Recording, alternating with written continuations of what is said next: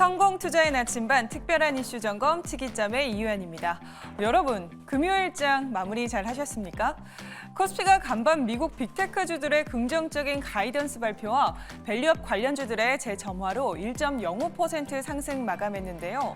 연일 1일비하는 변동성 장세가 이어지고 있는 가운데 투자의 기회 포착해 보도록 하겠습니다.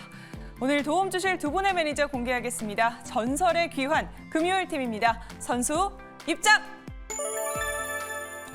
첫 번째 선수, 오직 대장주만 공략한다. 주식 투자 성공의 최고봉 박병주 매니저. 두 번째 선수, 대한민국 1% 부자들의 멘토, 역발상 투자의 규제 조선일 매니저와 함께하겠습니다. 자, 이렇게 투자 레전드 금요일 선수들 만나봤고요. 이어서 두 분이 뽑은 오늘의 특별한 이슈부터 알아보겠습니다. 먼저 박병주 매니저입니다. 밸류업 재시동에 죽다 살아난 금융주 실적은? 오늘장 은행주는 어닝 서프라이즈에 일제히 상승 마감했는데요. 오늘 금융지주들이 시장 예상을 웃도는 실적을 발표한 영향으로 금융주가 크게 올랐습니다. 특히 KB금융 9.67%, 신한지주, 하나금융 각각 7%, 6%대의 상승률로 가장 돋보였는데요. 특히 홍콩 ELS 배상에도 1분기 실적이 나쁘지 않을 것으로 예상돼 기업 밸류업 프로그램 기대감이 다시 높아진 영향으로 풀이됩니다. 잠시 후 박병주 매니저와 함께 오늘 코스피를 견인한 은행, 금융주 이슈 자세히 살펴보며 투자의 전략 세워보도록 하겠습니다. 이어서 조선일 매니저입니다. 기업 밸류업 프로그램 준비 완료 3,000피 재입성. 한국거래소가 다음 달 2일 밸류업 프로그램 관련 공식 가이드라인을 공개하는데요. 거래소는 내달 발표를 통해 준비가 된 기업부터 자율 공시를 시행할 수 있도록 한다는 방침입니다. 이에 앞서 정부가 코리아 디스카운트를 벗어나기 위해 추진하고 있는 바로 이 밸류업이란 무엇인지 함께 정의부터 살펴봐야겠죠. 또한 일본에서는 밸류업은 주가 부양 목표가 아니라 일본 경제의 부활이 목표였던 것이라 전해지는데요. 이어서 한국과 일본의 밸류업 차이 살펴보며 투자 방향성 함께 짚어보도록 하겠습니다. 자, 이렇게 두 분이 뽑은 오늘의 이슈 살펴봤고요. 이어서 매니저들과 자세한 이야기 나눠보도록 하겠습니다.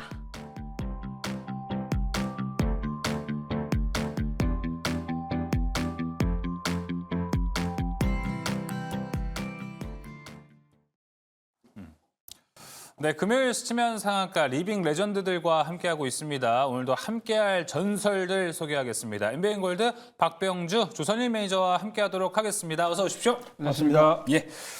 자, 지난주부터 저희가 이제 리빙 레전드들과 함께하는 이 전설의 귀환 특집을 함께하고 있습니다. 먼저 박병주 매니저님은 지난주에 방송 한번 하시니까 좀 어떤 감회가 있으셨는지 궁금합니다. 네. 자, 제가 오랜만에 스치면 상한가로 이제 거의 한 2년 만에 복귀를 했는데 예. 저희 아들을 뭐 이렇게 2년 동안 안 했는데 불구하고 기억하시는 분 계셔가지고 맞아요. 참 기분이 좋았습니다. 스치면 상한가를 이제 저희가 금요일 날 하지 않습니까?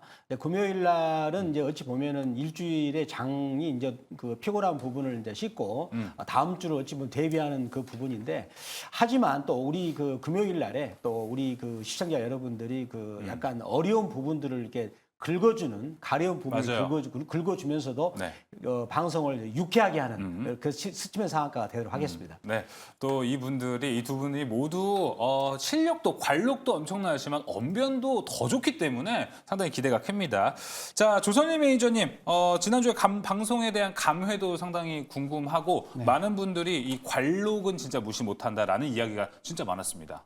오랜만에 그 스페셜 프로그램을 이제 우리 앵커님하고 그죠? 그렇죠. 예. 얼마 전에 같이 한 1년 넘게 하고 있다가 제가 좀 약간 쉬고 다시 오랜만에 나왔는데 지난주에 응원해 주신 많은 분들 감사합니다.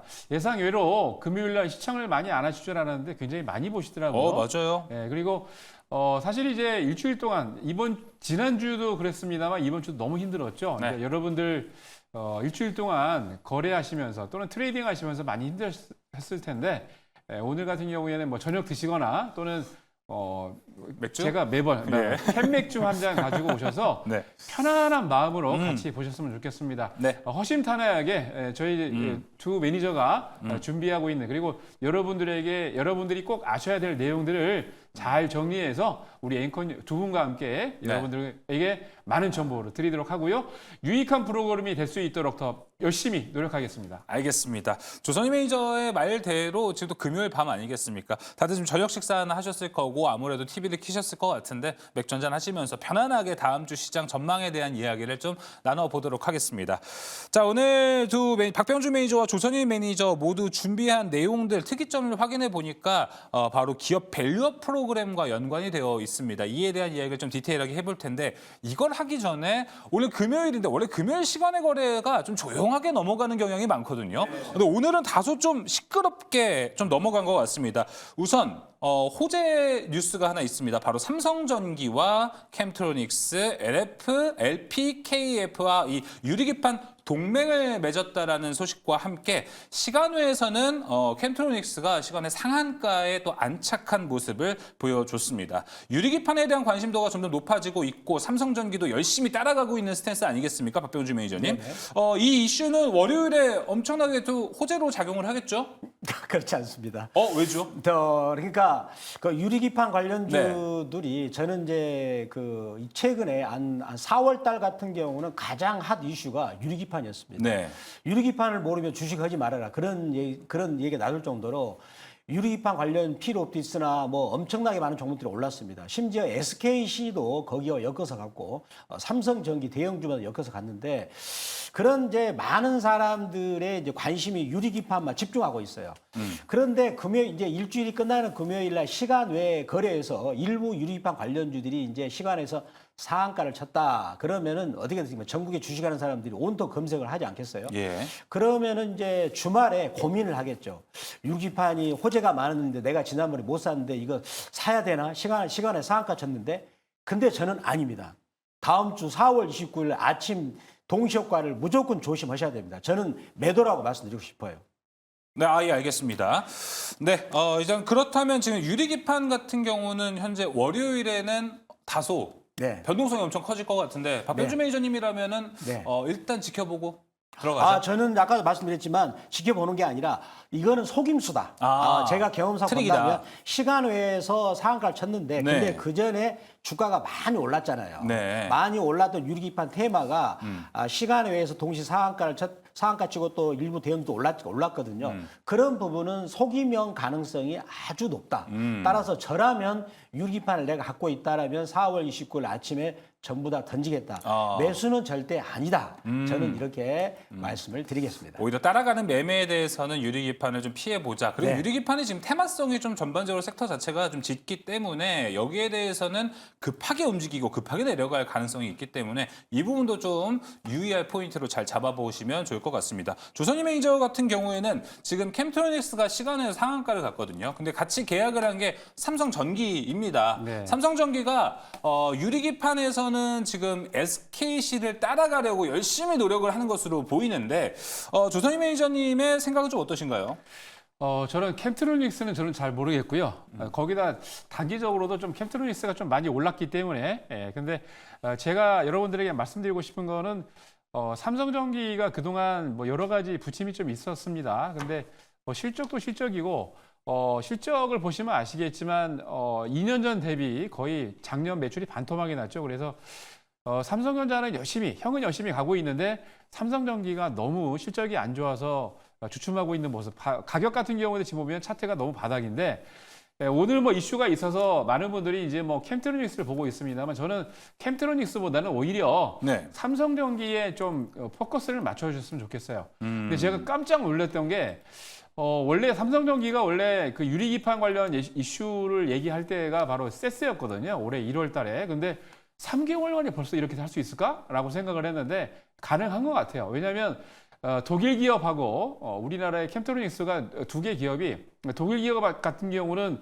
원래 이제 그 유리를 휠 수 있는 그런 기술을 갖고 있고 캠트로닉스 같은 경우는 유리를 아주 얇게 깎을 수 있는 그런 기술을 갖고 있습니다. 그래서 실질적으로 이 두 개 회사가 전 세계에서 내노라 하는 유리 관련 그런 기술을 갖고 있기 때문에 당연히 좋은 이슈인데 중요한 것은 바로 매출이 숫자가 찍히지는 않겠죠. 좀 멀었죠? 지금 네. 오늘 발표된 내용도 보면은 한 양산이 한 2년 정도 걸리겠다라고 하는데 이미 전 세계에서 유리기판 또는 이쪽으로 잘 나가고 있는 건 인텔입니다. 그쵸. 벌써 인텔이 벌써 2, 3년 전부터 상용화를 해서 만들고 있고요. 국내 같은 경우는 SKC가 1등인데 SKC 혼자 잘해서 나가는 것도 좋긴 하지만 삼성전기 같은 기술력을 갖고 있는 기업들이 다시 동맹을 해서 오늘 나온 것처럼요. 동맹을 해서 앞으로 SKC하고 삼성전기가 우리나라를 대표하는 그런 유리기판을 만드는 그런 기업이 됐으면 좋겠다라고 생각하고요. 또 오늘 기사를 읽으면서 좀 깜짝 놀란 게 네. 그게 뭡니까? 고속열차인 떼제베가 유리기판에도 있더라고요. 어떤 말인가요? TGV라고. 예. 그게 이제 유리 안에서 간극화해가지고 전류를 예, 공정이요. 그죠? 네. 공정을 보낼 수 있는 건데 그걸 가만히 보니까 유리를 아주 얇은 유리입니다. 그거를 구멍을 뚫어가지고 거기서 전극이 통할 수 있게 해주는데 와 그런 기술을 갖고 있는 기업들 몇 개 안 됩니다. 그래서 캠트로닉스는 너무 올랐기 때문에 우리 매니저님이 말씀하신 것처럼 월요일 날 시초가에서 공략해가지고 손해 보지 마시고요. 삼성전기 같이 지금 완전 바닥을 잡았습니다. 그래서 그쵸. 이런 기업들은 여러분들 한 1년, 2년 정도 여유 있게 좀 지켜보시는 관점으로 그리고 사실 그렇습니다. 우리가 대한민국에 있는 모든 국민들이 우리 기업들을 네. 여러분들 응원해 줘야죠. 그래서 응원하는 그런 마음으로 삼성전기 많이 사랑해 주시기 바랍니다. 예, 알겠습니다. 또 추가적으로 삼성전기는 이제 온디바이스 AI가 도입이 본격적으로 되면은 이 스마트폰의 MLCC가 지금보다 더 많은 양이 들어간다고 합니다. 그리고 뭐 전기차면 자율주행차 그쪽에 더 많은 MLCC가 좀 필요로 하기 때문에 MLCC를 본격적으로 만들고 있는 삼성전기가 여러 가지 좀 AI의 수혜도 받을 수 있지 않을까라는 말씀 좀 남겨보도록 하겠습니다. 자, 그리고 시간회에서 한 가지 더 뉴스가 있었습니다. 바로 보로노이에 대한 이야기인데요. 자, 미국 메티스에 예전에 저 기술 이전을 했던 물질을 반환이 됐다라는 게 오늘 뉴스, 시간 외에서 뉴스가 나왔습니다. 보로노이는 시간외에서 하한가를 갖고요.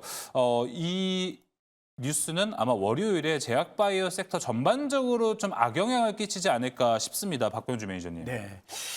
자, 오늘 저도 이제 저희 이제 요 방송을 준비하면서 이 뉴스를 접하게 됐는데, 보르노이라는 회사가 그 미국의 메티스라는 회사인데 인산화 그 관련 그 폐암과 흑색종 대장암에 관련된 신물질을 2년 전에 그 이제 마일스톤 형식으로 수출을 했어요. 네. 그러니까 마일스톤이라는 게 뭐냐면 그게 성공하는 과정에 따라서 로열티를 받는다는 개념이죠. 근데 거기 안에 특약이 있겠죠. 안 되면 반환한다. 반드시 그런 계약은 특약이 있지 않겠습니까? 근데 그런 부분이 됐는데 시간에 이 종목이 하한가인데 근데 이 종목을 가만히 보니까 그 시가총액이 5천억이 넘는데 매출액이 없어요. 매출액이 아무리 그 신약을 준비한다 하지만 네. 매출액이 없다는 거는 너무나 조금 우리가 투자가 입장에서는 불안한 거거든요. 그래서 저는 이 부분에 대해서 지금 가지고 있는 분들 입장에서는 정말 저도 그 아픈 마음을 정말 이렇게 나누고 싶어요. 그 이제 가지고 있는 분들을 위해서 제가 이제 이렇게 좀 아픈 마음을 나누고 싶고요. 다행인데 시간의 하한가가 네. 그 잔량이 아예 그냥 하한가로 끝나는 거 아니군요. 그러니까 시간의 하한가에 27,850원, 2천 주가 좀 있어요. 매수세가 있기 때문에 큰 어떤 그런 부분은 이제 뭐 아침부터 이제 29일 날 점 하한가로 가거나 그러지는 않을 것 같아요. 하지만 이 소식은 그렇게 긍정적인 소식이 아니기 때문에 그쵸. 조심하시고요. 네. 그리고 또 제약바이오 할 때는 아무리 그 회사가 좋은 기술이 있다고 한 소문을 퍼뜨릴지라도 그러니까 우리가 보시면 이제 산삼은 나 혼자 먹지 나눠 먹지 않잖아요. 좋은 주식도 그렇습니다. 그러니까 소문을 퍼뜨리면서 매출액이 없는 회사들은 조심하셔야 됩니다. 이 회사는 매출액이 5억밖에 안 됩니다. 예. 그런데 시가총액 5천억이 말이 안 되잖아요. 그래서 다음 가지고 계신 분들은 이제 잔량이라도 조금 쌓였으니까 네. 다음 주 월요일 날 잘 대응하시 바라기를 바랍니다. 네, 여러모로 좀 금리 인하 기대감이 있었기 때문에 뭐 제약바이오 특히 이쪽 플랫폼 사업을 하고 있는 보르노이, 리가켄바이오, ABL 바이오가 각광을 받았었는데 이 부분에 대해서 투자 포인트도 좀 재점검이 필요해지지 않을까 이런 이야기가 좀 전반적으로 나오고 있고요. 조선희 매니저님, 근데 보르노이가 근데 이 이슈를 꼭 장중에 내지는 않았고요. 그렇죠. 시간 외에서 나왔다는 게 사실 개인 투자자분들한테는 엄청나게 좀 화가 날 수 있는 소식이 아닐까 싶어요. 네, 맞습니다. 만약에 제가 이 브루노이 관계자께서 보고 계시면 좀 반성하셔야 됩니다. 사실 이제 개인 투자자들이 사실 제약회사에 사실 돈을 많이 투자하고 있다라고 생각하시는 거거든요. 박미래 의원님이 말씀하신 것처럼 매출이 5억밖에 안 되는 회사, 근데 기술력이 있다고 그래서 작년에도 사실 이 종목을 많은 분들이 추천해가지고 굉장히 많이 올랐었습니다. 맞아요. 작년에 핫한 종목 중에 하나였는데 저는 곰곰이 생각을 하면서 아니 이렇게 실적도 안 좋은 종목을 왜 추천할까라고 그랬었는데 기술력은 있다고 그래요. 그러니까 고형암이라고 그러면 원래 이제 딱딱한 거죠. 뭐 대장암이라든지 또는 뭐 흑색종, 폐암 이게 피부 중에서 딱딱한 부분인데 그런 딱딱한 암을 그러니까 치료할 수 있는, 그러니까 보통 보면은 뭐 주사를 맞거나 이러는데 이거는 뭡니까? 입으로 먹는 거니까 경구용이니까 굉장히 기술력이 있다라고 생각이 했는데 전체적인 오늘 공시 내용을 보면은 고개를 좀 갸우뚱하는 정도로, 그러니까 기술력이 있나라고 생각할 정도로 의심을 살 만한 그런 이슈인데, 근데 이런 이슈들은 원래 사전에 알고 있었을 겁니다. 그러면은 기업 관계자들이 특히 공시하시는 분이 사전에 장중에 공시를 해야 충분히 개인 투자자분들이 팔 수 있는 여력이 되는데, 이렇게 특히 되면은 오늘 또 장중에도 바닥권이었습니다. 그렇죠. 완전 예. 바닥권이었는데, 그래 이때 여러분들 장중에 이게 얘기를 해주면은 그래도 팔 수 있는 기회가 있는데, 이렇게 장 끝나고 난 다음에 부시에 이렇게 공시를 때려버리면 월요일에 이제 시작할 때 그렇죠. 지금 보유하고 계신 분들은 주말에 얼마나 지금 억장이 무너지겠습니까? 그래서 반성하시고요. 제발 앞으로는 네. 이런 기업들이 좀 안 나왔으면 좋겠어요. 예. 장중에 좀 공시를 해서 많은 분들이 팔 수 있도록 조치를 좀 했으면 좋겠습니다. 알겠습니다. 자, 뭐 이런 것들 때문에 아무래도 기업 밸류의 프로그램에 대한 이야기들이 많이 나오지 않을까 싶습니다. 사실 국내 시장에 대해서 고쳐야 될 것들, 수정해야 될 보완 사항들이 상당히 많은데 이런 보르노이 사태도 아무래도 앞으로 좀 이야기가 나올 것 같고, 앞으로 저희가 지금 특이점에서도 이야기할 게 이제 기업 밸류 프로그램인데, 기업 밸류 프로그램 이야기 들어보면서 이런 부분 수정 보완해야 될 것들도 본격적으로 이야기 나눠보도록 하겠습니다. 자, 첫 번째는요, 바로 조선일 매니저가 준비한 기업 밸류 프로그램, 자, 준비가 완료가 됐다. 5월 2일부터 이제 준비한 가이드라인이 모두 공개가 된다고 합니다. 지난번과는 좀 다르게 이번에는 오히려 좀 상승하는 모습을 보여줬으면 좋겠는데 만족스러운 가이드라인도 그만큼 좀 나와야겠죠. 이에 대한 이야기 조선일 매니저와 함께 나눠보도록 하겠습니다.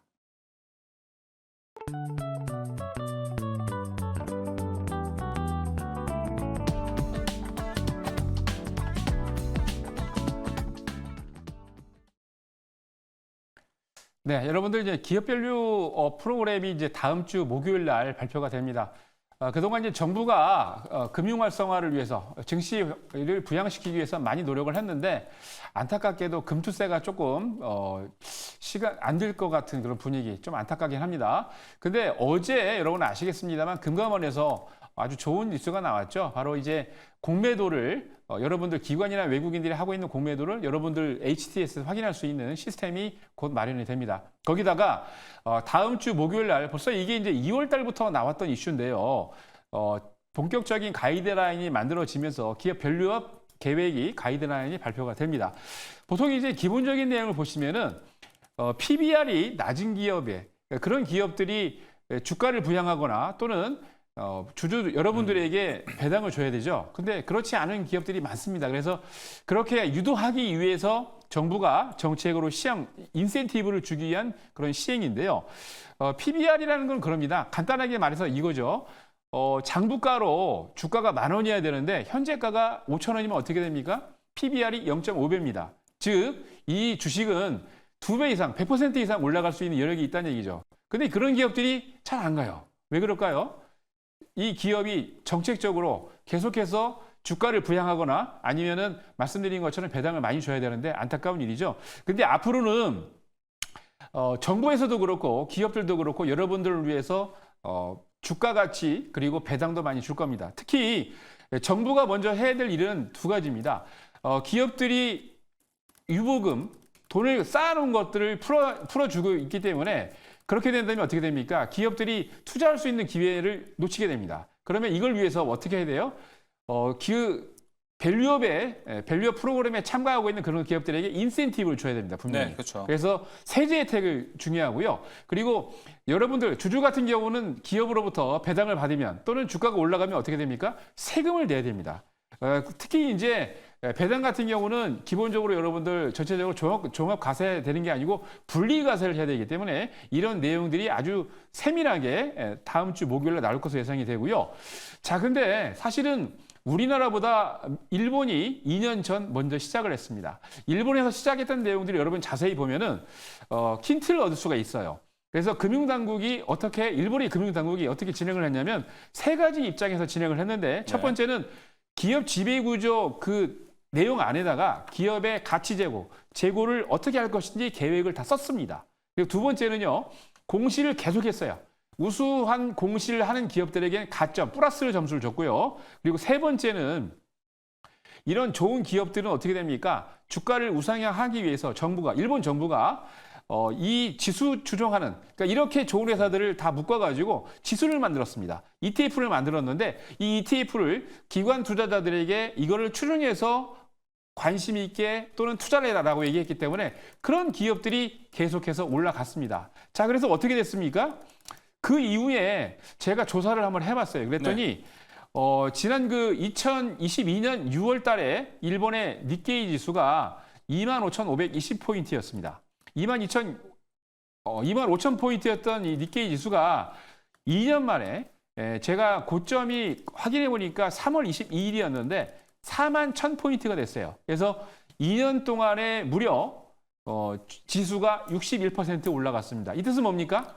중소형주들은요 벌써 200~300% 이상 많이 올라갔다는 얘기예요. 뭐예요? 그 정도로 밸류업 프로그램을 하고 난 다음에 일본 증시가 강하게 움직였다는 얘기입니다. 자본시장연구원, 우리나라에 있는 자본시장연구원에서 보고서를 발표를 했는데 내용을 보니까 기시다 내각에서 이렇게 자본주의 정책 중에 가장 잘한 게 일본 상장 기업들에게 적극적인 기업 가치를 제고할 것을 요구를 했고요. 예. 두 번째는 2023년 작년 3월에 PBR이 1 이하인 이런 기업들의 자본 수익성, 성장성을 높이기 위해서 개선 방식을 구체적으로 나열을 하면서 여기에 대한 제시를 했는데 이 두 가지가 상당히 잘 먹혔던 겁니다. 그러고 난 다음에 일본 정부가 어떻게 개입을 했냐면 그 내용들을 자세히 보니까 PBR만 갖고 간 게 아니고 ROE도 상당히 작용을 했습니다. 네. 무슨 얘기냐? NH투자증권에서 발표한 내용을 보니까요. ROE가 핵심 키워드였다고 합니다. 저는 그쵸. 이게 아니 PBR 갖고 얘기해야 되는데 무슨 ROE냐라고 그랬는데 그 내용을 제가 리포트를 자세히 읽어보니까 보통 ROE가 8%가 넘어가면 그때부터 PBR이 1에 가까워진다고 합니다. 무슨 뜻이냐? ROE하고 PBR하고 아주 불가분의 함수 관계에 있는 얘기인데 기본적으로 이런 구체적인 주주 환원을 통해서 하는 기업들이 아까 말씀드린 대로 ROE가 8% 넘어가면 PBR이 1이 돼야 되는데 이 PBR이 1이 안 되는 기업들이 많이 있어요. 그러면 뭡니까? 주가 부양이 안 돼 있거나 배당 정책을 안 하고 있다는 얘기죠. 그래서 일본 기업들도 자사주 매입, 배당 계획을 발표하면서 엄청나게 효과를 노리고 있는데 분명 우리나라에서도 이런 해야죠. 네. 좋은 호재가 시장에 작용을 할 겁니다. 근데 여러분들이 이런 거를 그러니까 쉽게 얘기해서 이제 밸류 프로그램을 하면서 조심해야 될 게 있습니다. 사실 기업들이 자기의 회사에 돈을 쌓아놓는 유보금을 갖고 있는 이유가 뭡니까? 앞으로 불확실성에 대비하기 위해서 또는 앞으로 다가올 그런 산업에 대해서 또는 먹거리를 준비하기 위해서 투자를 해야 됩니다. 근데 계속 배당만 하고 그리고 계속 주가를 끌어올리기 위해서 돈을 쓰면 어떻게 돼요?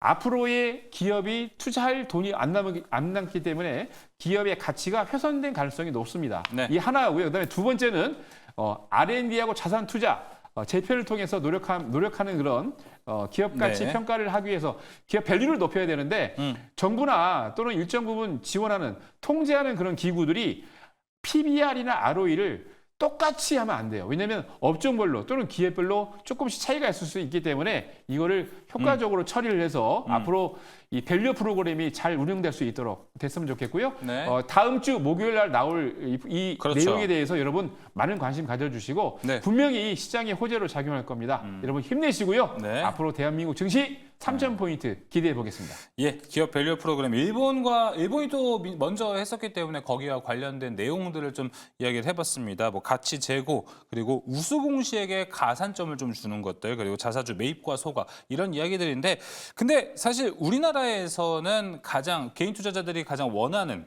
투자자들이 가장 원하는 거는 두 가지 포인트가 아닐까 싶습니다. 전자투표제랑 세제 혜택에 대한 내용이 어떻게 나올 것이냐. 사실 저번에 가이드라인 나왔을 때도 이 부분에 대해서 명확한 게 없다 보니까 올라가다가 기업 밸류 프로그램 다시 내려갔거든요. 근데 다시 한번 이 기대감을 지금 스멀스멀 요새 시장에서 나오고 있는데 이게 다시 연속성을 가지고 올라가려면은 전자투표제와 세제 혜택에 대한 내용은 이번에 좀 기대에 부응하는 어느 정도는 나와야 되지 않을까 좀 생각이 드는데 조선희 매니저님은 이 부분에 대해서는 어떻게 보세요? 저도 거기에 동의를 하고요. 다만 이게 좀 안타까운 게 금투세가 원래 폐지가 되면서 세제 혜택은 아까 말씀드린 대로 기업과 그리고 투자를 거기에 대한 혜택을 받고 있는 주주들 그러니까 양쪽으로 다 나와야 되는데 예. 분명히 그거는 뭐 일정 부분 가능할 겁니다. 근데 가장 큰 부분이 몇 가지가 있는데 그거 걸림돌을 빨리 정부에서 해결해 줬으면 하는 바람이고요. 앞으로 전자투표와 그리고 말씀하신 것처럼 세제 혜택에 대해서 꼭 정부가 세부적인 내용을 잘 마련해서 다음 주 목요일 날 같이 발표를 잘 해줬으면 좋겠습니다. 네, 알겠습니다. 이 부분에 대한 좀 보완점이 필요할 것 같고요. 박병주 매니저님은 지금 증시 밸류업 프로그램에 대해서 좀 어떻게 생각을 하시는지도 궁금하고 네. 다음 주에 있을 이 가이드라인에 대해서 혹시 어떤 내용이 좀 담길지 예측을 하시는 부분이 좀 있습니까? 아니면 이 부분은 꼭 나오면 좋겠다 이런 것들. 저는 이제 그 기업 밸류 프로그램에서 가장 바라는 게 저는 그렇습니다. 이제 대주주들이 자기 주주들을 위해서 그러니까 주주 이익을 위해서 해로운 행동을 하는 경우 그런 부분이 요새는 드러나지 않게 많은 이제 해로운 행동을 이제 하는데요. 거기서 저는 살짝 이런 내용이 나오면 정말 가히 혁명적이 됐죠. 어떤 거요? 상법 382조 2항입니다. 어떤 거죠? 그 부분이 이제 내용을 보면 이사는 회사만 위해서 이제 선의 충실의 의무를 다해야 된다 이런 규정이 있거든요. 네. 근데 그 규정을 이사는 주주 총이익과 회사를 위해서 성실 의무를 다해야 된다. 이런 비슷한 그런 내용만 언질만 만약에 나오게 된다면 저는 과히 우리 증시가 3천을 넘어서 4천까지 바로 갈 수 있는 혁명적인 조항인데 저는 이제 그런 부분들이 이번에 국회가 이번에 이제 야당이 이제 다수를 또 차지했습니다. 그리고 여당 같은 경우는 소수를 차지했는데 그런데 상법 382조 2항에 대해서는 지금 야당의 박지민 의원이나 그다음에 이용 과거의 의원 이분들이 제가 말씀드렸던 그런 내용의 개정 조항을 그렇게 하도록 국회에 발의를 했어요. 발의를 했고 또 그리고 윤석열 대통령께서도 올해 연초에 그런 걸 약간 개정할 수 있다라는 의사를 내비쳤는데 제가 보기에는 이제 그런 내용이 만약에 저는 앞으로 시대적인 흐름상 상법 380조 2항은 주주 총이익과 그다음에 또 회사를 위해서 이사하는 의무를 다해야 된다. 저는 그렇게 갈 수밖에 없다라고 저는 생각이 들어요. 왜 그러냐면 이제 주식 인구가 지금 어느덧 1,400명인데 저희 조카나 조카 친구들이 지금 대학생이거든요. 주식을 다 합니다. 물론 금액은 개미예요, 개미. 그야말로 네. 개미인데 또 자기 아빠도 하죠. 또 자기 엄마도 하고 전혀 주식을 모르는 사람, 군인들도 합니다. 그러면 이 사람들이 이제 주식 인구가 늘어날 수밖에 없다는 거죠. 우리나라는 이제 금융 고도화국가로 가면서 그러면 주식 인구가 만약에 2천만 명이 되면 유권자가 늘어나면서 결국은 국회로 국민들의 의사가 갈 수밖에 없다. 예. 그런 부분들이 서서히 이 현 정부도 압박을 받기 때문에 그래서 일본의 그런 기업 밸류 프로그램도 물론 따라 하겠지만은 가장 중요한 거는 상법 382조 2항. 네. 즉 이사의 의무는 주주 총이익과 그리고 회사를 위해서 선의 충실 의무를 다해야 된다. 그런 쪽으로 저는 가기를 바라고 네. 저는 아마 2026년 정도는 개정이 되지 않을까. 그런 강력한 희망을 가져봅니다. 네, 알겠습니다. 자, 이사의 의무, 선의충실 의무 전반적으로 좀 얘기를 해주셨던 거는 좋은 그림으로 지금 네. 우리나라가 뭐 코리아 디스카운트를 받고 있는 요소들을 하나씩이라도 좀 차근차근 없애는 움직임이라도 좀 나오는 게 또 가장 중요한 포인트가 아닐까 싶습니다. 자, 조선일 매니저가 준비한 이 특이점, 기업 밸류업 프로그램이 이제 본격적으로 다시 한번 5월부터 재가동될 것으로 보입니다. 이에 대한 투자 포인트와 더 많은 이야기들 조선일 매니저님 무료 방송에 또 준비가 되어 있잖아요. 네, 가셔서 맞습니다. 여러 가지 이야기들 해보시고 또 기업 밸류 프로그램, 아까 PBR, ROE에 대해서 많은 이야기 해주셨는데 그거에 적합한 종목들도 같이 소개를 해주실 것으로 알고 있습니다. 네. 가셔서 좋은 정보 얻어가시면 좋을 것 같고요.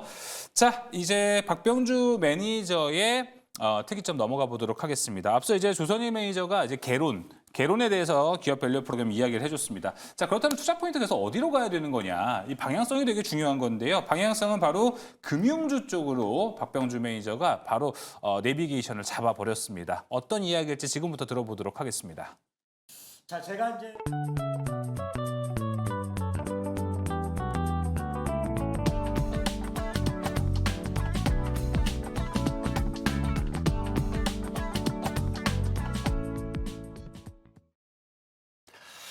이제 그 뭡니까 올해 1월 말 때 그때 삼성생명 그 종목이 거의 한 주가가 60% 이상 급등을 했어요. 예. 그리고 삼성화재가 사상 최고치를 또 형성을 했고, 그리고 그 기아하고 현대차가 급등을 했었고요. 그리고 KB금융지주, 하나금융지주가 사상 최고치를 쳤습니다. 저는 그때 그 이제 특히 이제 금융주, 은행주하고 보험주 쪽을 굉장히 강조를 했었고, 특히 삼성생명을 강조를 해가지고 이렇게 이제 많은 수익도 났는데, 그때 이제 제가 말씀드렸던 것들은 뭐냐면, 그 기업 밸류 프로그램에 있어서 가장 중심이 이제 그거다라고 말씀드렸는데, 그런데 오늘 말이죠. 오늘 우리 지수는 답보 상태였죠. 약간 올랐는데 KB금융 지주가 그러니까 이틀 전에 어제 실적 발표를 했죠. 그러면 실적 발표를 하면은 이제 그 주가가 주로 빠져요. 실적이 좋다 하더라도. 근데 KB금융 지주가 오늘 장중에 10%까지 올라갔어요. 네. 그래가지고 그러면 이 회사를 그동안에 제가 그 특징주가 있잖아요. 그날 가장 많이 오른 특징 랭킹 그 50등 안에 봉을 보면은 이 종목이 랭킹 20등까지 들어갔습니다. 랭킹 13등까지 들어가더라고요. 야, 제가 전문가를 하면서 KB금융지주가 당일 특징주에서 랭킹 15등 안에를 넘나드는 거 처음 봤어요. 예. 그 정도로 강력한 이 매수세가 들어왔습니다. 그만큼 이제 이 회사를 뭔가 좋게 보는 매수 힘이 들어왔다는 거예요. 더군다나 주가가 지금 사상 최고치를 쳤단 말이죠. 그럼 왜 그랬는가를 오늘 나온 이슈를 보니까 첫 번째 이슈가 뭐냐면 이 회사가 배당을 이제 1조 3천억을 아예 1조 2천억의 돈을 떼가지고 그거를 배당을 준답니다. 그것도 나눠서 그러니까 1분기 3천억, 2분기 3천억, 3천억 현금으로. 그러면 KB금융주 갖고 있으면 내가 3개월마다 내 통장에 따박따박 돈이 들어와요. 예. 그 수익률이 4%입니다. 계산해봤더니. 그러니까 지금 시가총액이 30조거든요. 그러면 1조 2천억을 나누니까 4%잖아요. 그러니까 내가 KB금융지주 주가가 여기서 안 올라가고 그냥 행보만 하면 그냥 은행에 넣어두는 것보다 낫습니다. 국채보다 나아요. 우리나라 국채가 약 3.5% 주거든요. 국채 같은 경우는 1년에 2번 줍니다. 근데 KB금융지주를 갖고 있으면 1년에 4번 나눠가지고 내 통장에 세금 떼고 대신 이제 세금을 떼잖아요. 그러면 이제 현금이 들어온다는 거예요. 이런 거는 그러니까 다른 하나금융지주나 이런 회사들이 작년까지는 이제 1분기, 2분기, 3분기는 좀 적게 주고 4분기는 많이 줬거든요. 예. 근데 이번에는 균등으로 주고요. 거기다 더 보태가지고 자사주를 3,600을 산답니다. 그러면은 자사주를 사면 소가겠죠. 계산해 보니까 수익이 5%예요. 5%입니다. 네. 그러면 여기서 우리가 그래서 이제 왜 이 종목을 강하게 올라갔을까? 그걸 보면은 큰 손들 있지 않습니까? 큰 손들은 주로 이제 법인들은 이제 빌딩이나 이런 부동산 투자를 하잖아요. 근데 부동산 투자를 하는데 요즘에 대출 이자가 올랐잖아요. 예. 이제 2020년 그때보다도 많이 올랐거든요. 그러면 그때 당시에 내가 은행 이자를 갚는데 100만 원을 갚았다. 지금은 뭐 200, 300만 원 갚잖아요. 그러니까 그러면 빌딩 갖고 있는 수익률이 떨어지죠. 근데 그러한 것들이 이제 그러면 금리가 여기서 그 멈추는 게 아니고 우리 준비한 화면을 보시면은요. 예. 이 이제 그 전 세계적인 금리, 특히 미국 국채 10년물을 보면 사이클이 40년 사이클이 있습니다. 화면 제가 준비한 화면 있는데요. 네. 보이시죠? 그거 보면은 이제 제가 100년 그가 사이클 봤더니 1945년부터 81년까지 계속 오르기만 했죠. 그리고 나서 81년부터 2020년까지 빠졌어요.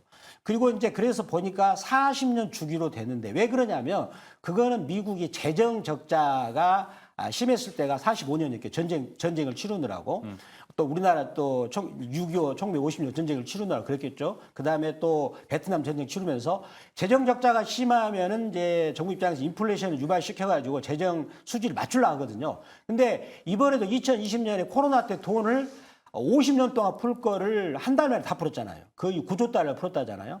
따라서 그렇다면 미국의 국채 금리는 계속 중고금리로 오를 수밖에 없어요. 그러면 미국 국채 금리를 우리나라 국채가 따라갑니다. 일본 국채 금리도 그래서 움직이고 있거든요.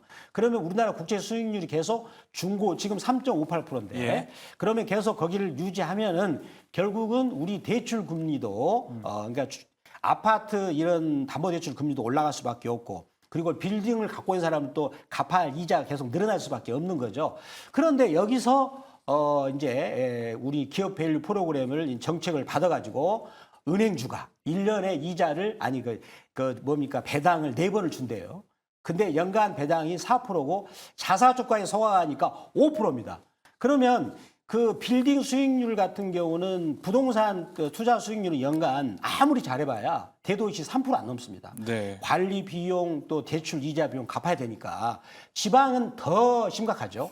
그래서 그런 어떤 흐름을 보고 들어왔다라고 보고요. 그리고 또 한 가지는 또 뭐냐면 우리 그 은행들이 말이에요. 이제 보험에서도 제가 보겠지만 은행들이 말이죠. 전 세계적인 저금리 시대가 2013년부터 2020년까지 이어졌습니다. 유럽에서는 완전 왔거든요. 예. 그때 저금리 때 빚내서 집 사라고 막 했지 않습니까? 국토부 장관이. 그래서 우리나라 사람들이 2014년부터 2020년까지 빚내가지고 집을 엄청 샀습니다. 근데 그때 당시에 이렇게 대출하는 조건이 변동금리예요. 네네. 75%가. 그러면 은행 입장에서는 자기들이 대출을 엄청나게 해줬는데 그때 1% 내지 뭐 3% 해주지 않겠습니까? 신용이 좋은 사람들은 1%, 나쁜 사람은 3%. 근데 이게 금리가 올라버린 거예요. 대출 금리가 변동금리 조건으로. 근데 그게 안 떨어지죠. 왜? 전 세계적인 금리는 이제 고금리로 가고 있기 때문에 그렇다면 은행들은 그때 당시에 자기들이 이제 이자를 받았던 게 100만 원, 200만 원이었는데 앞으로는 계속 200만 원, 300만 원, 400만 원 계속 받는 거예요. 예. 더군다나 대출은 신용이 좋은 사람들한테 해줬겠죠. 제1금융권 같은 경우는. 그래서 이러한 것들이 이제 계속 저는 몇 년간 세계 경기가 이렇게 좋아지는 사이클. 그래서 인플레이션이 발생하는 2028년까지는 은행들은 안전 마진을 정말 튼튼하게. 네. 그러니까 배당을 줘도 자기들은 돈이 남아요. 그래서 그렇다고 더군다나 한 가지 또 뭐가 있냐면 외국인들이 지분을 70% 이상 갖고 있습니다. 예. 국민연금하고. 그렇다면 외국인 입장에서는 자기들이 은행들이 벌어놓은 돈을 꽃과 빼먹듯이 빼먹으려면 어떻게 됩니까? 배당을 많이 달라고 그렇군요. 권리를 행사하는 거죠. 제가 보기에는 그렇게 느낌이 옵니다. 그러니까 배당하는 만큼 돈을 더 많이 버는 그렇죠. 그리고 버는 또 흐름이 있는 앞으로 거고. 자기들이 저금리 때 변동금리 때 대출을 해줬기 때문에 이제는 고금리로 되니까 예. 이자를 많이 받는 거죠. 계속 이제 그렇다면 자기들 이익은 계속 늘어날 것이고 따라서 배당도 많이 예. 준다. 그러면 은행주와야말로 제가 보기에는 최고의 네. 성장주가 되면서 ROE도 지금 한 9%대인데 ROE도 예. 이제 10%로 넘어가면서 은행주야말로 최고 종목이 되지 않을까 싶어요. 이게 그런 어떻게 부분을 보면은 말씀드립니다. 지금 얘기를 해주시는 포인트들은 네. 지금까지 우리가 알고 있었던 뭐 PBR의 투자 모멘텀으로 움직이는 게 아니고 네네. 예를 들어서 어떤 은행주, 금융주만의 네. 사이클을 타고 올라갈 수 있는 초입에 있는 것이다. 우리는 좀 이렇게 볼 수 있지 그리고 않을까 또 싶어요. 한 가지 또 있는데요. 지금 이제 KB금융지주 자료를 보겠습니다. 네. 아주 중요한 포인트입니다. KB금융주 자료를 보면은요. 제가 준비한 자료인데 이 회사의 뭐 ROE나 쭉 나와요. 근데 여기서 중요한 게 뭐냐면 BPS입니다. BPS. 그게 뭐냐면 주당 순 자산 가치. 예. 이게 무슨 말이냐? 그 회사의 자산에서 부채를 빼는 거예요. 네. 그러니까 그거를 다른 말로 주당 청산 가치예요. 그러니까 그 회사를 당장에 청산했을 때 내가 받아가는 건데 지금 KB금융주주의 주가가 얼마냐면 지금 얼마냐면 현재 7만 6천 원이거든요. 네. 그러면은 이제 올해 같은 경우는 13만 원이죠. 그러면 내가 7만 6천 원에 샀는데 청산해버리면 13만 원을 받는 거란 말이에요. 근데 이 회사가 고금리로 이제 순이 계속 늘어나니까 주당 순자산 가치는 이제 내년 같은 경우는 한 14만 원 넘을 거예요. 예. 그리고 2028년 가면 19만 원 넘을 겁니다. 그러면 어떻게 됩니까? 지금 주가에 비해서 너무나 자산 가치가 계속 올라가지 않습니까? 그러면 주가도 올라갈 가능성도 크고 배당도 많이 주잖아요. 그 배당이 그 우량한 빌딩보다 많이 주기 때문에 그렇다라면 뭡니까? 법인 자금이나 그다음에 이런 기관성 자금 이런 자금들이 결국은 은행주에 매수할 수밖에 없는 것이고 더군다나 ROE가 지금 현재는 약합니다. 10%가 안 넣는데 예.